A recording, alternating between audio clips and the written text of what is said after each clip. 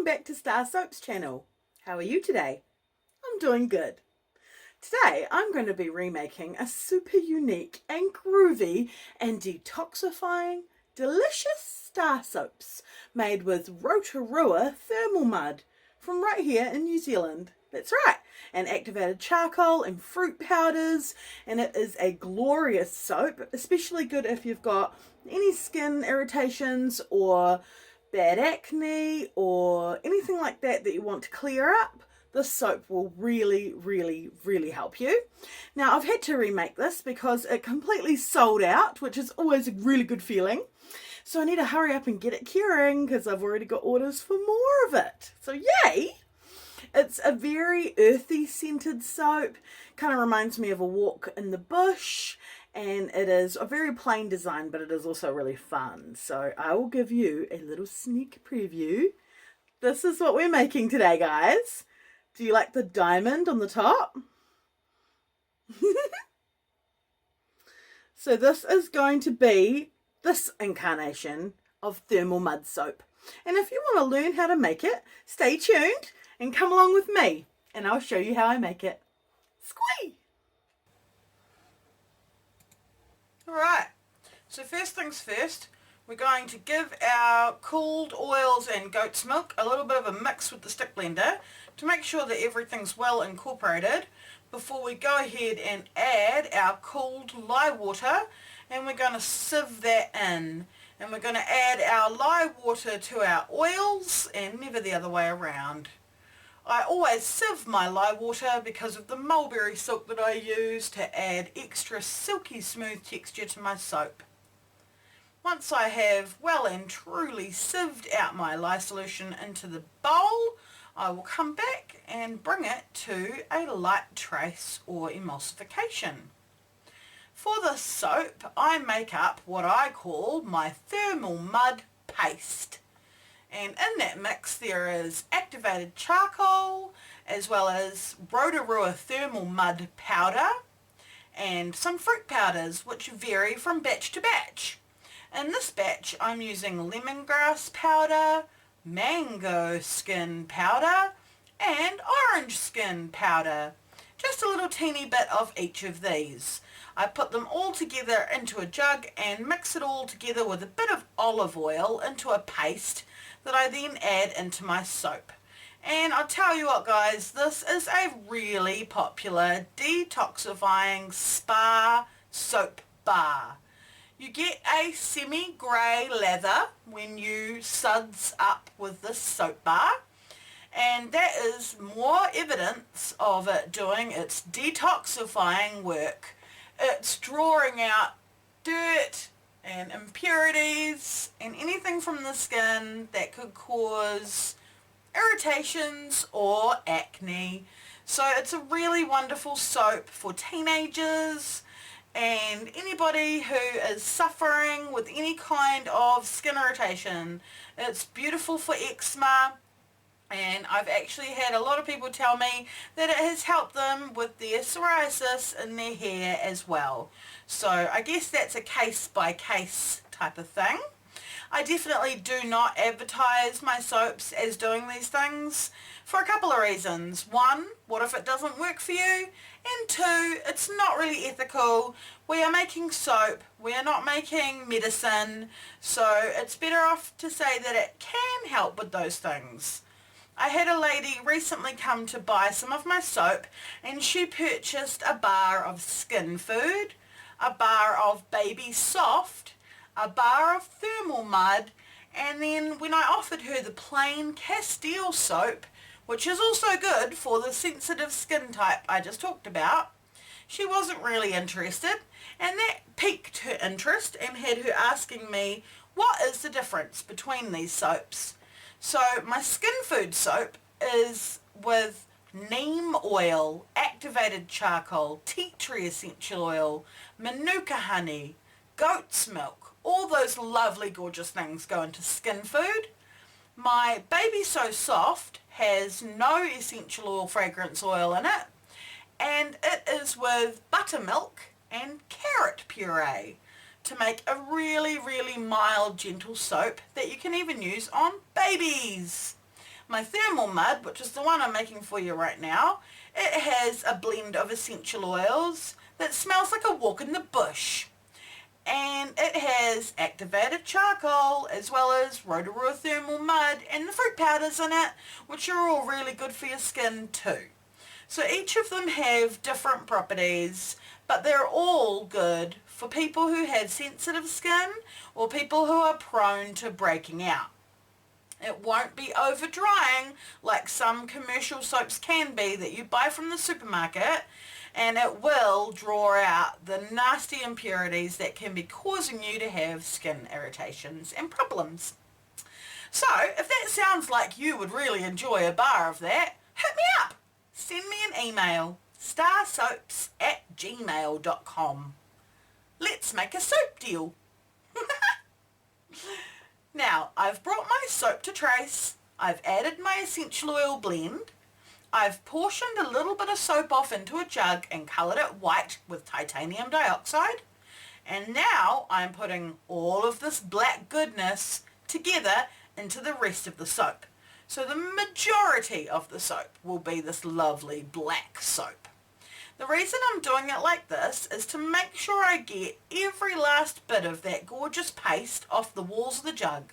So I poured a lot of soap into my smaller jug first, and now as you can see I'm pouring all of that soap back into the main bowl with the rest.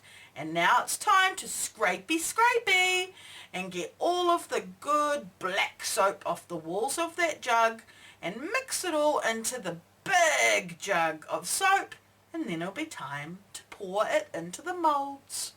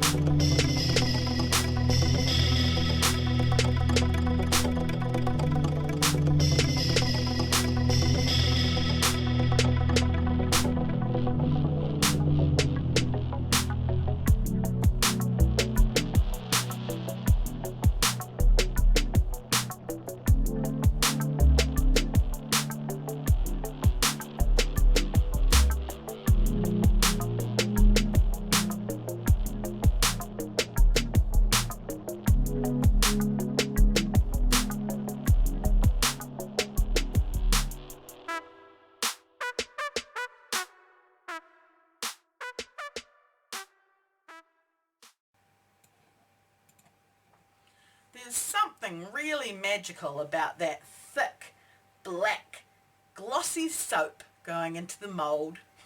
It's really satisfying. Now I'm going to pour in my accent colour, which is the white, and I've left the mud mix out of this part, so it's just pure white to provide a little bit of a pretty swirl inside each bar. And I'm going to also put some interesting embeds into this loaf and into this batch, which I have not done in previous batches of thermal mud, so I'm excited to see how that turns out. And I'm going to go ahead and give it all a groovy hanger swirl with my hanger tool, and I just love how these come out. It's kind of like Christmas when I cut the loaf. I never know what I'm going to get, and I love to see how the swirls turn out. Makes me feel like a real bona fide artist. A soap artist. So I'm cleaning my hanger tool off now because it is made of metal and I don't believe it's coated. So I want to get the soap off as soon as possible. We don't want it to rust. We don't want to introduce anything bad into the next batch of soap. So I'm giving it a really good clean off camera right now. and then I'll come back and finish pouring in the rest of the soap into the moulds with my embeds, and finally we'll do a pretty top.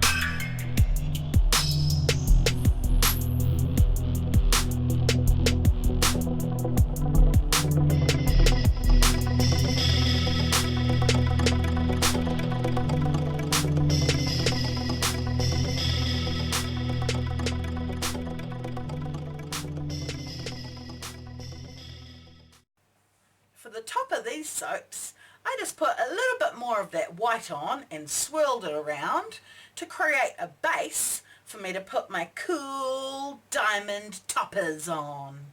That's right, I've got these little soap diamonds that I made from a previous batch of soap. They were supposed to be black, but unfortunately they've definitely come out more grey than black, but I like them anyway. And I've got some really big ones, and I've got some little ones. And I think think in the future I will stick to just making the little ones, because even though I tried so hard to place them in the right spacing so that my cutter would be able to cut in between each embed, I still had a jolly trouble, and you'll see that when the cutting part comes, which is coming very soon. So I think in the future the smaller diamonds, well, you haven't even seen any yet. Let's see. Where are the little ones? Come on, Crystal. Pull out a little one. There we go. See the little tiny one? I think I'll just make those in the future. And I really do like how they look on the top of the soap, because they look like gemstones sticking out the top. And it's really kind of a nod to that Rotorua rocks and the beautiful natural geysers that provided us with this wonderful detoxifying mud.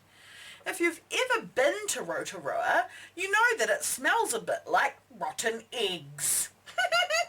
Most people who don't live there, when they first drive into the town, they are like really put off by the smell, and I remember as a kid making a real fuss about it whenever we went to visit there.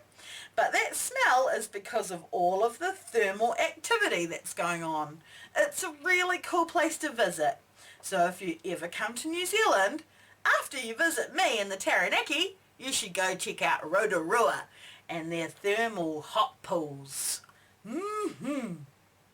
So the soap has sat overnight, and we're ready to cut it into bars now. And I don't know about you, but I'm pretty excited to see what we get. Let's cut the soap.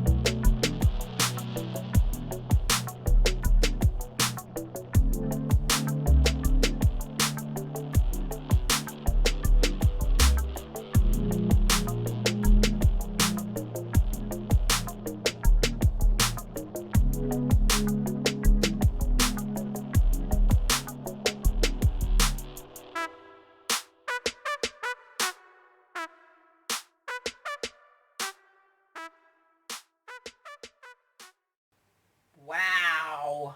Well, that turned out super cool. The stars are pretty, the swirl is little, but it's still cool, and the soap smells fresh and crisp and clean. I love it. I'm using a bar of it in my shower right now because I've been having a little bit of difficulty with acne. And I've even been using it on my chin. That's right, I've been washing my chin with soap, and it's been doing wonders for my pimples.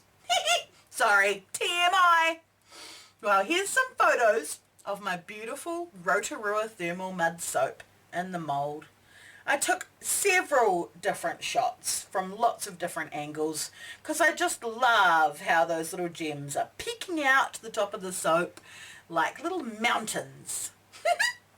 I hope you enjoyed watching me make this soap, and if you did and you're not already and you want to be, hit that subscribe button, become a member of our Starr Soaps family, and feel the soapy love. And I'll see you guys next week.